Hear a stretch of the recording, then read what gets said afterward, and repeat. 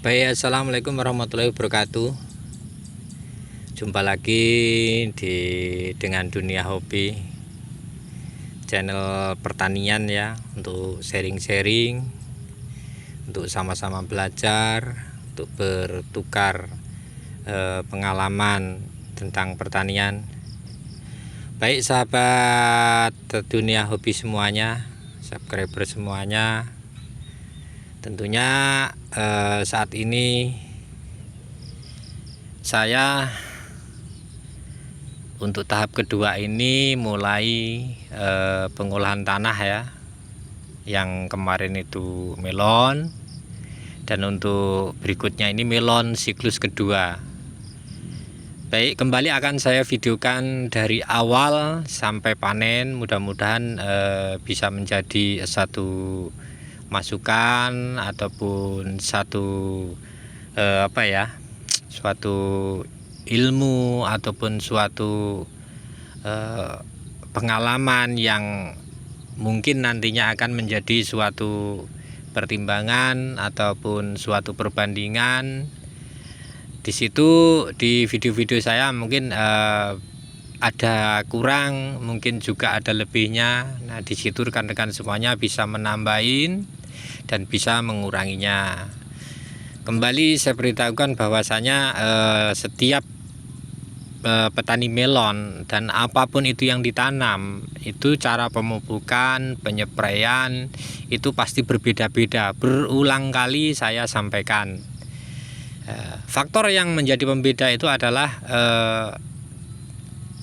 daya tumbuh ataupun kualitas dari pertanian kita sendiri. Jadi antara satu orang dan lain orang itu pasti berbeda. Ada kendala ini, penanganannya seperti ini, terus ada kekurangan ini, pasti ditambah ini, ada kelebihan ini, pasti dikurangin yang ini. Nah, seperti itu ya, semuanya pasti mengalami di setiap pertanian ya. Maka dari itu, itulah yang membuat setiap pertanian ataupun setiap tanam melon lain orang tentunya akan lain pula cara dan metodenya. Baik rekan-rekan semuanya, tanpa berpanjang lebar, pada hari ini saya mengadakan pengolahan tanah setelah panen melon. Apa saja yang saya lakukan? Yang pertama, saya membuang daun-daun melon yang sudah kering seusai panen, itu kita buang bersih ya. Kita buang bersih, seyogianya dicabut dulu biar dia layu. Terus untuk membawa ke pinggir sana lebih simpel, jangan masih seger. Kalau masih seger itu dikumpulin banyak banget ya. Biarin cabutin pangkalnya, nanti biar layu kering. Ini satu deret ini cukup, nanti satu arko saja masih kurang gitu ya. Tapi kalau masih seger itu langsung kita ambil, kita bawa ke pinggir, itu 3 arko 4 arko nggak cukup ini satu tajar ini ya. Nah, seperti itu rekan-rekan semuanya. Setelah dibersihkan semuanya, selanjutnya apa yang dilakukan adalah membuka mulsa ya. Mulsa ini kita buka untuk mempermudah kita mengolah tanah dan supaya terkena sinar matahari, paparan sinar matahari, sehingganya segala sesuatu yang nanti akan merusak ataupun mengakibatkan suatu hal yang kurang baik untuk tanaman kita bisa sedikit teratasi. Baik, untuk pengolahan tanah apa saja yang saya lakukan? Yang pertama tentunya pembersihan rumput ya. Nah, pembersihan rumput ini kebetulan kemarin saya menggunakan herbisida buatan sendiri ya. Nanti rekan-rekan bisa cari herbisida apa yang itu efeknya tidak akan ada efek di tanaman melon berikutnya, seperti itu ya. Jadi jangan sembarangan, misalkan kok sistemik pakai obat kuning seperti itu jangan ya. Nanti efeknya ataupun uapnya nanti ketika sudah kita tanam itu akan berakibat kurang baik untuk tanaman melon. Baik, selanjutnya untuk yang pertama saya membuka seperti ini ya. Untuk tanah gulutan ini setelah dibuka mulsa seperti ini, kemudian saya belah ya. Saya dengan cangkul itu saya buka sambil kita membongkar, mungkin ada akar yang belum tercabut, itu kita bongkar. Terus kita gemburkan tanah.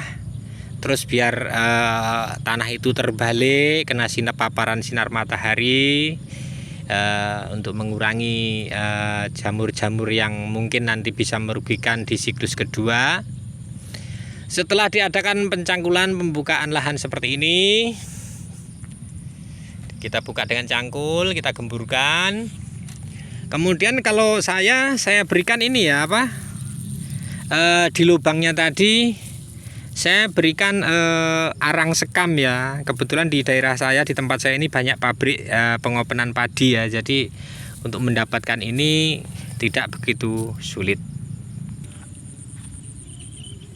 Baik rekan-rekan, setelah kita adakan pelubangan seperti yang di sebelah sana tadi, kemudian kita taburkan arang sekam ya, seperti ini ya. Ini masih ada campuran sekam yang masih segar. Namun kalau untuk arang sekam yang masih segar ini tidak begitu ngefek ya. Misalkan ada jamurnya di kulit padinya, ini tidak akan begitu berpengaruh ke tanaman kita. Kemudian setelah kita taburkan seperti ini di lubang ini, nanti saya akan taburkan yaitu kohe. Kohe itu apa ya? Kohe kebetulan saya pakai kotoran hewan itu dengan kotoran kambing, karena di lingkungan saya ini banyak peternak kambing ya. Itu setelah saya lakukan penebaran arang sekam dan kohe kambing ini, kemudian saya tutup. Nah seperti ini ya. Nah ini yang sebelah sini sudah saya tutup. Nah seperti ini kita tutup. Nah kita tutup, harapannya ketika nanti terkena hujan ataupun ini, itu si kohe ini akan lembab dan akan hancur ya. Akan hancur dengan terkenanya air hujan ataupun tanah yang lembab. Nah kemudian setelah nanti selesai kita beri kohe, terus selesai semuanya, nanti akan saya adakan penyemprotan itu berupa E4 ya. Kita berikan E4 dan nanti akan saya campurkan E4 dengan kapur ya. Kapur seperti biasa saya selalu menggunakan kapur andalan itu kapur cat itu ataupun gamping ya. Seperti itu nanti akan saya campurkan. Kita kocorkan di sini, harapannya supaya si kohe ini segera terfermentasi dan menjadi pupuk yang netral seperti itu ya. Jadi untuk kandungan uap-uap yang sedikit nanti bisa membahayakan itu sedikit ternetralisir. Nah demikian rekan-rekan semuanya untuk tahap yang pertama. Nanti berikutnya mungkin saya akan videokan penyemprotan E4, kemudian terus sterilisasi lahan nanti dengan H2O2 itu umum itu sudah dipakai, ataupun dengan yang lain bisa, ataupun dengan yang lebih murah banyak seperti itu. Kemudian nanti ada penebaran pupuk dasar tahap awal, terus penebaran pupuk dasar kimia seperti apa nanti akan saya videokan selanjutnya. Demikian rekan-rekan semuanya.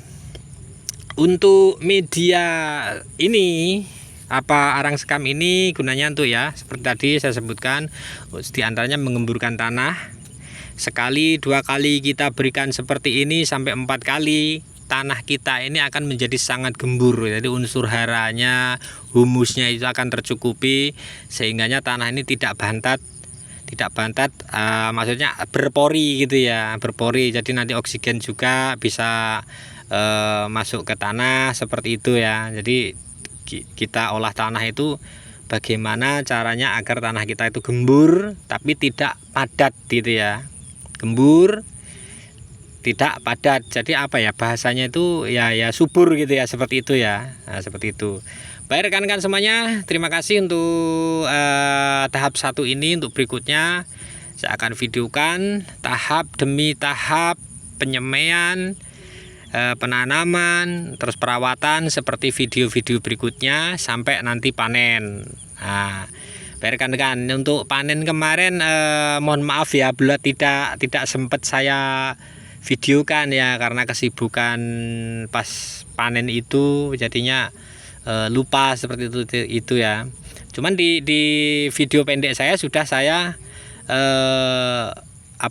saya videokan ya, di short video itu, di video pendek itu ada di situ. Nah, untuk hasil kemarin kebetulan kurang lebih untuk pendapatan sekitar untuk lahan 1000 batang ya, itu mendapat 2 ton 6 kintal, itu yang tertimbang di pedagang ya. Untuk yang lain yang diambil pedagang-pedagang yang kecil-kecil itu kan ada yang ambil sendiri ya, tidak satu pedagang ya.